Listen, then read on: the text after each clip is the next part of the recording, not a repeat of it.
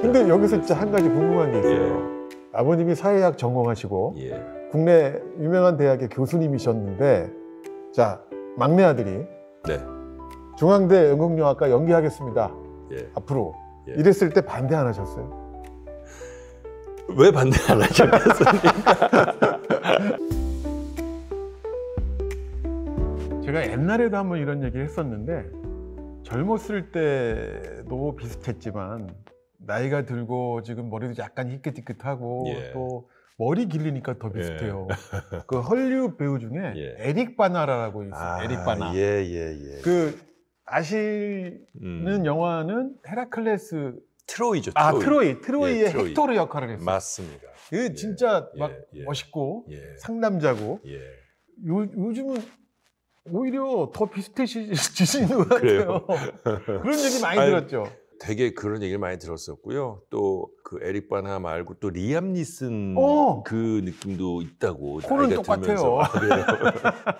예, 그래서 네. 지금 뭐 저도 준비하는 게 잘 되면은 좋을 것 같아서 머리를 좀 길러보고 있는 상황이거든요. 그래요? 이 배역 때문에? 예. 그래서 그 배역이 잘 돼서 매칭이 되고 이 모습을 한번 또 여러분들과 함께 만날 수 있을 것 같고요. 그것도 뭐 상남자 역할인가요? 상남자였는데 지금은 흘러간 남자? 리암 니슨 역할 비슷한 느낌이 확 오는데요. 예. 왜 이 얘기를 드렸냐면 상남자 이미지가 아니라 진짜 상남자예요. 지금도 그때 그 일 때문에 연예인 싸움 순위에 늘 상위권을 차지하고 계신데 지금으로부터 23년 전인가요? 2002년인가요? 그게 3년인가요? 2003년도입니다. 3년도면 22년 전인데 예. 아니 MBC 복싱 10년 전에 나가셔서 우승을 했어요. 그러게 말이에요. 그때 왜 그랬죠? 그러니까 내가 지금 그거 물어보려고 왜 그랬어? 미친 거 아니야? 다들 그랬어. 왜냐면 저 조각처럼 생긴 배우가 권투 나가서 분명히 얼굴 맞는데 맞죠. 예. 뭐 콧배라도 어긋나거나 예. 이러면은 어쩌려고 저 무슨 권투를 나갔을까? 그러니까 말이에요. 지금 한번 얘기를 해주시죠. 도대체 왜 나갔어요? 그때 제가 그 2000년도부터 그 운동을 시작을 하게 됐어요. 이 같이 일하는 동생이 권투 선수 출신이어가지고 형님 그 자기 체력 관리하는 데는 권투만큼 좋은 게 없습니다. 한번 시작해 보시죠. 그래서 그때 제가 세곡동이라는 동네 살 때였는데 모란역에 있는 성남 복싱장이 있었죠. 체육관이. 거기 한 3년 정도 다녔어요. 운동을 꾸준히 하고 있었었는데 관장님이 야 태웅아 우리 대회 한번 나가보자. 그래서 제가 그랬어요. 아니 관장님 저 나름 배우예요. 그리고 뭐 되겠어요 제가 했더니 충분히 된대. 이만큼 지금 너 3년 정도 열심히 한 이 내공 갖고서 대회 나가면 충분히 우승할 수 있을 것 같기 때문에 자기가 얘기를 하는 거래요. 그래요? 배우가 무슨 또 권투해요 했더니 거기서 바로 또 왜 미국 헐리우드에도 권투하는 배우 있잖아 미키 루크. 맞다. 예? 미키 루크. 예. 그 당시에 막 그래서 그래요? 그래서 한번 대회 출전을 결심하고 한 5개월 정도 정말 열심히 운동 더 했던 것 같아요. 술, 담배 끊고 정말 열심히 했던 것 같아요. 무슨 급으로 나갔었죠? 그때 제가 헤비급으로 나갔었죠. 헤비급? 예. 그 헤비급이 그 81kg부터 91kg까지가 헤비급이고 91kg 이상이 슈퍼 헤비급이었어요. 그때는 아마추어 권투니까. 83, 4 그 정도 체중 유지하고 있었는데 제가 이제 관장님한테 그랬어요. 관장님 한 체급을 낮춰서 나가는 건 어떨까요? 제가 막 3, 4kg만 빼면 80kg 정도만 빼면은 그 바로 밑에 체급을 갈 수 있으니까 그러면 아무래도 제가 더 유리할 것 같다는 생각이 드는 거예요. 키도 있고 뭐 린치도 있으니까 팔 길이도 있고. 근데 관장님이 아니라는 거예요. 그냥 지금 체급을 나가는 걸로 하고 그냥 체중 감량도 하지 말고 열심히 먹고 열심히 운동해서 지금 유지해서 나가자 이러시는 거예요. 관장님 저 밑에 체급이 더 좋을 것 같다니까 그거 갖고서 막 얘기를 하다가 관장님이 딱 한 말씀 하시더라고요. 그냥 해. 그래서 그냥 했어요. 그리고 이제 출전을 갔잖아요. 그때 대회를 홍천에서 했단 말이에요. 홍천? 홍천을 딱 갔는데 관장님이 너무 감사하더라고요.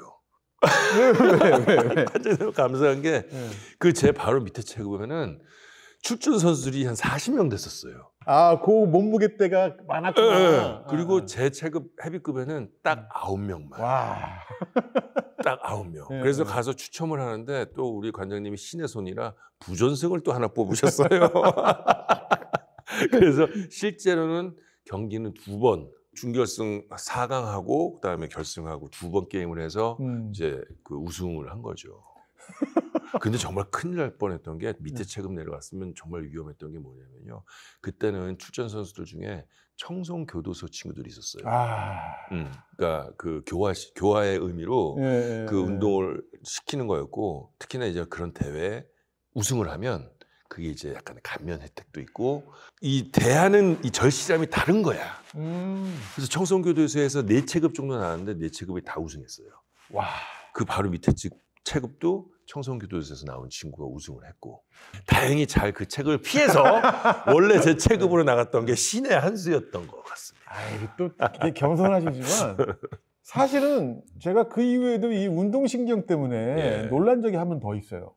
어떤 걸로요? 왜 우리가 이제 당구도 지금은 스포츠지만 그 당시에는 뭐 뮤지컬 연습하고 맞아요. 이러면서 당구 잘 쳤어요. 네, 당구 잘 쳤는데 내가 알기로 그때 150인가 쳤어요. 150, 200. 네, 그리고 쿠션볼을 치면 뭐 이렇게 승률이 높지가 않았거든요. 맞아요. 네. 근데 뮤지컬 끝나고 얼마 지나지 않아서 연예인 당구 대회를 하는데 나 우승한 거 보고 너무 놀란 거예요. 그러게 말. 그땐 저도 놀랐어요. 그 저희가 당구를 이렇게 재밌게 칠 때만 해도 대다이가 잘 없었잖아요. 그렇죠, 그렇죠. 네. 그리고 3구를 많이 쳤었고, 물론 4구도 치긴 했지만, 그러고 나서 이제 연예인 대회를 연이 다 가지고 참가를 하게 됐는데, 결승에서 어쨌든 간에 김창렬이라는 친구랑 만났어요. 아, 맞다. 근데 창렬이가 진짜 당구를 잘 치는 애예요. 거기 보면 정준하 배우도 있고, 정준하 개그맨이구나. 김준호도 있었고, 하여튼 그 결승이 창렬이랑 붙었는데, 야, 그날 당신이 왔어요. 당신. 그분이 오셨구나. 당구의 신이 저한테 딱 오셔서 제가 이렇게 대다이를 이렇게 많이 쳐보진 않았잖아요. 근데 대다이를 치는데도 제가 그린 그림으로 다 들어가는 거예요. 나는 방송으로 봤는데 선수인데? 그래서 이거는 그래서 정말 말도 안 되게 우승을 제가 했어요. 근데 그게 운동신경이 없으면은 이렇게 겸손하게 얘기하시지만 쉽게 되는 게 아니에요. 제가 알기로는 이거는 아들들이 운동하는 거 보면은 입증이 됩니다. 이 운동신경의 유전자가 얼마나 대단하다 하는 거를. 우리 또 아드님들이 또 유명한 대학의 야구 선수시죠? 아들들 얘기를 한번 해주세요. 사실 제가 이제 삼형제인데요. 지금 이제 2005년생, 2006년생, 2008년생인데 이 삼형제를 데리고 나가야지 제가 좀 살아갈 수 있는 때가 있었어요. 그러니까 와이프가 너무 힘들어서. 맞아요. 삼형제를 딱 데리고 나가면 그때부터 와이프는 휴식 시간이잖아요. 그래서 가장 많은 시간을 같이 있을 수도 있고 즐길 수도 있는 게 뭐가 있을까 하다가, 물론 저는 그때 이제 야구를 워낙 좋아했고 사회인 야구도 할 때였는데, 그래서 이 삼형제를 데리고 야구장을 제가 자주 갔었어요. 가면 야구 보면서 맥주도 한잔 하고 애들은 치킨 딱 손에 쥐어주면 뭐 그냥 놀고 있으면 되니까요. 앉아가지고 3시간 반, 4시간은 그렇죠. 오며 가며까지 하면 5시간 정도는 이제 와이프가 좀 쉴 수 있게 하기 위해서 그렇게 야구장을 자주 찾아갔죠.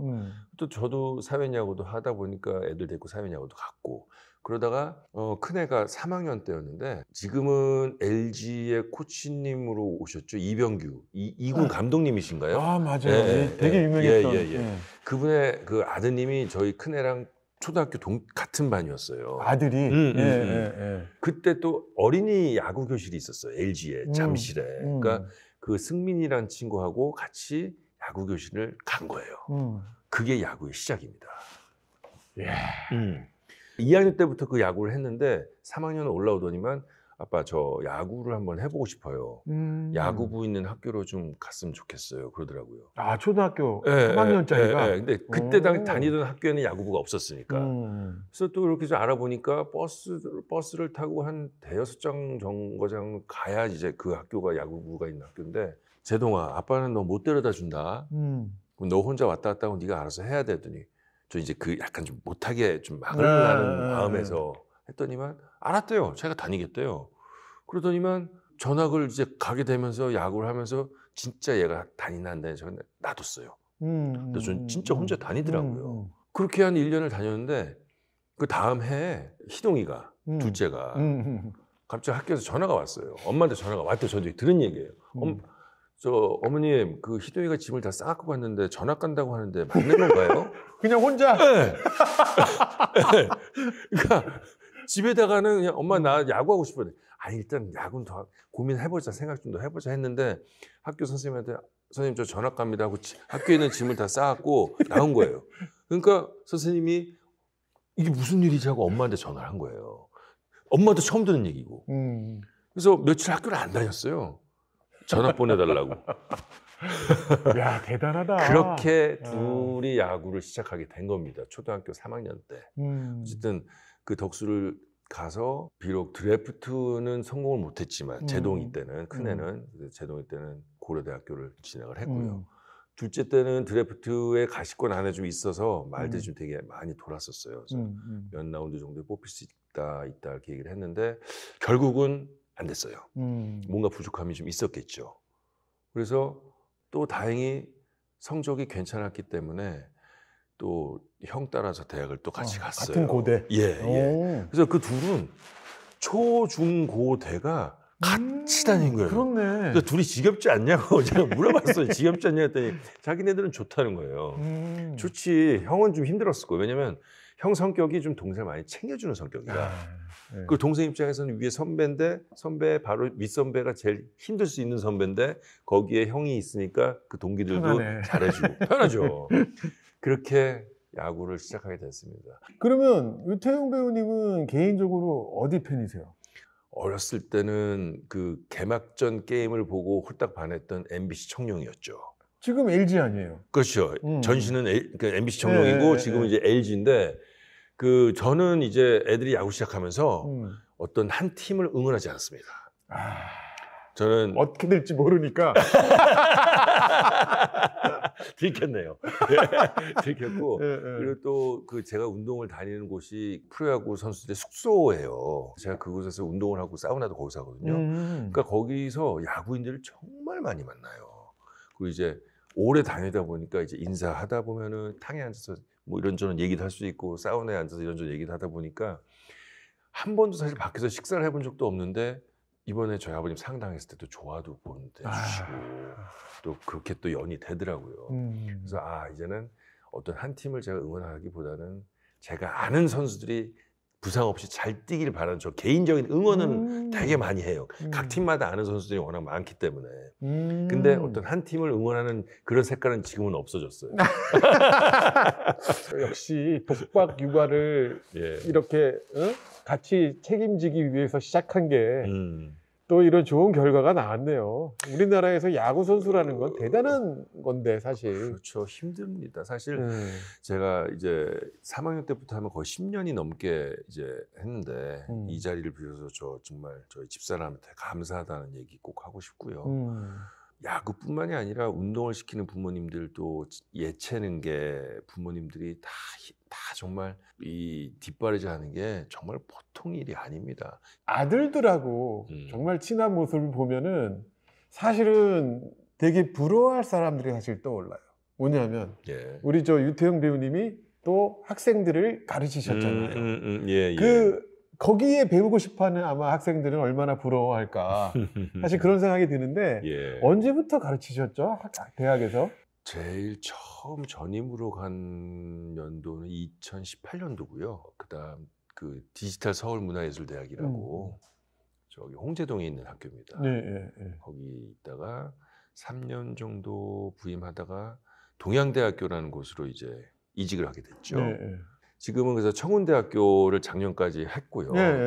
청운대학교를 계속했고 또 올해는 그 성균관대학으로 좀 자리를 옮겨서 강의를 좀 하게 될 것 같아요. 주로 어떤 거 전공 가르치시는 과목은 어떤 거예요, 주로? 제 전공은 연극을 했고 대학원에서는 영화를 했기 때문에 뭐 어떤 과목이든 제가 다 하는데 학교에서 이렇게 배정 주는 과목은 카메라 연기 과목하고 연기 실습, 예, 그다음에 워크샵 요 정도 과목들을 제가 하죠. 학생들이 되게 좋아할 것 같아요. 저희 반에 있는 친구들하고 사실 좀 이렇게 격이 없이 좀 잘 지내려고 하거든요. 예. 어떤 뭐 꼰대 소리 듣고 싶지도 않고 같이 논다고 생각을 하자고 전 얘기를 해요. 그래야 격 없이 지내야 자기네들도 연기할 때 부담 없이 편하게 할 수 있거든요. 그 공간이 불편하면 연기도 불편해져요. 그럼 혹시 예. 이 제자들이고 혹은 앞으로 또 미래의 제자가 될 분들한테 예. 나는 이게 꼭 너희들한테 필요하다고 생각한다 라는 게 있다면 어떤 게 있을 수 있을까요? 저는 일단은 이 어떤 표현을 하기 전에 네. 이해를 하라고 전 먼저 항상 얘기를 하거든요. 이해. 그러니까 어떤 역할을 맡게 되면 그 역할에 대한 이해를 좀 더 다가가라라는 얘기를 해요. 그래서 이해를 해야 그 다음에 뭔가를 표현을 할 수 있지. 그러니까 이해를 못 하고 있는데 표현 먼저 하려면은 그건 가짜다라고 전 그런 얘기를 하거든요. 그러니까 이게 뭐냐면 그냥 화가 났다라는 걸 표현하면 여러 가지 방법들이 있을 수 있어요. 근데 뭐 때문에 어떻게 화가 났고 얼만큼 화가 났는지를 내가 이해를 하게 되면 그 표현 방법이 달라지거든요.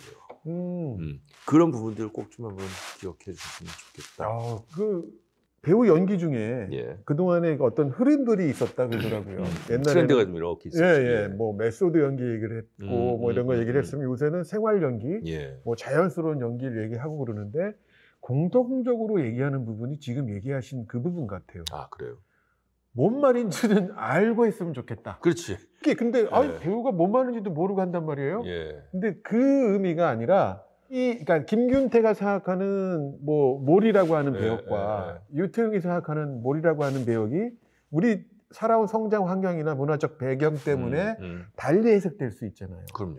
그랬을 때 내가 이거를 이해하려면 뭐 여러 가지 배경에서 나를 스스로 이 배역이 이해시키게끔 노력하지 않으면 소리가 안 나온다는 거죠. 근데 그냥 몰이면 이렇게 했을 거야가 아니라 예. 내가 몰이 입장이라면 예. 이게 과연 지금 이 표현이 맞아?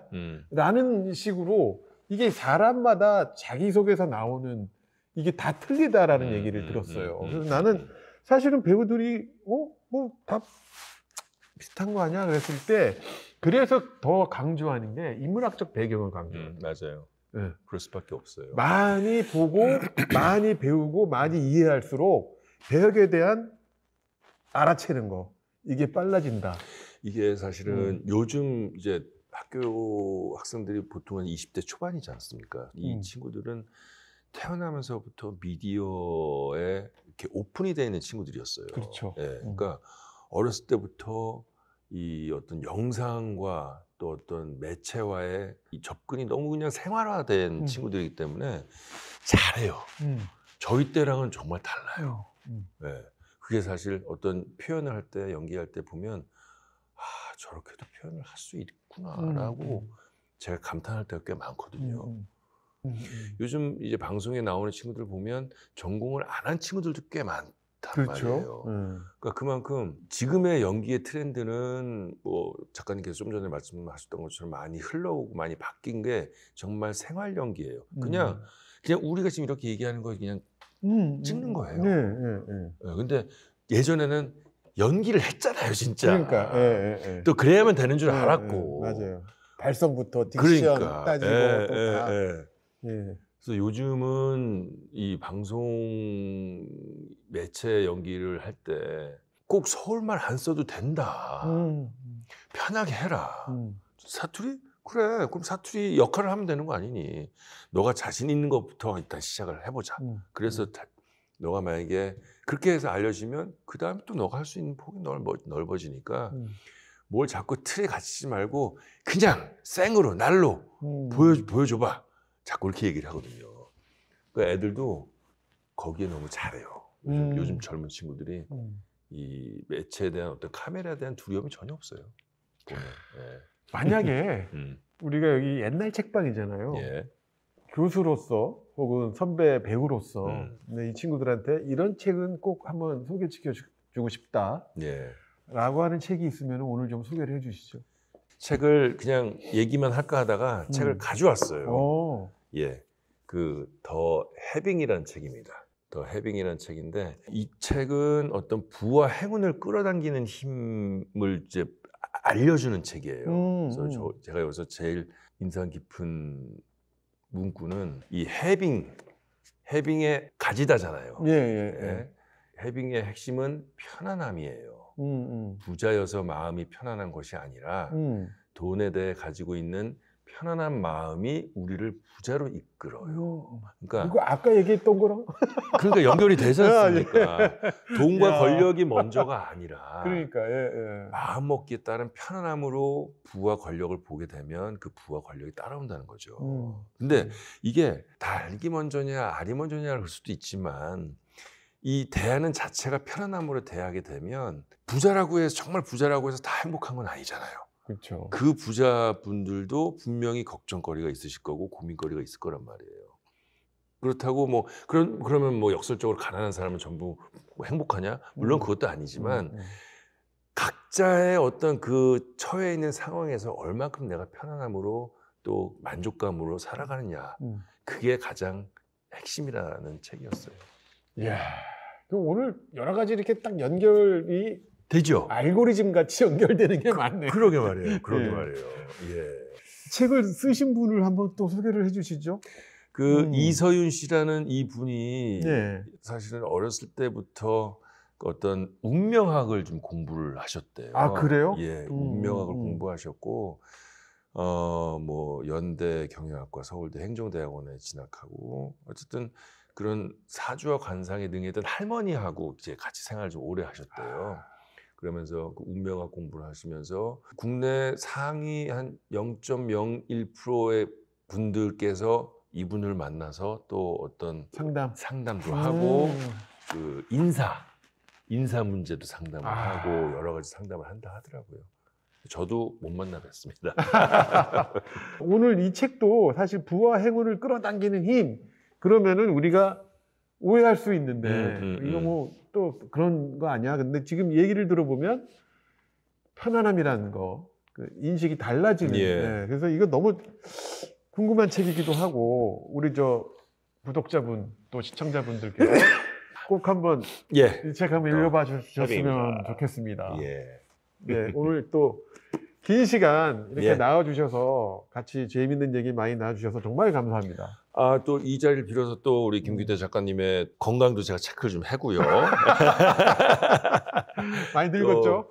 그러게요. 정말 이제 머리도 희끗희끗 하셨는데 또 멋지십니다. 아유, 지금 또 이 흘러가는 이 또 삶이 주는 또 시간이 주는 이 딱 그 역할을 딱 맞춰가고 계신 것 같아서 고맙습니다. 너무 보기 좋고 하여튼 늘 건강하시고 우리 이 채널이 더욱더 건강하고 더 번창하길 진심으로 바라겠습니다. 아유, 고맙습니다.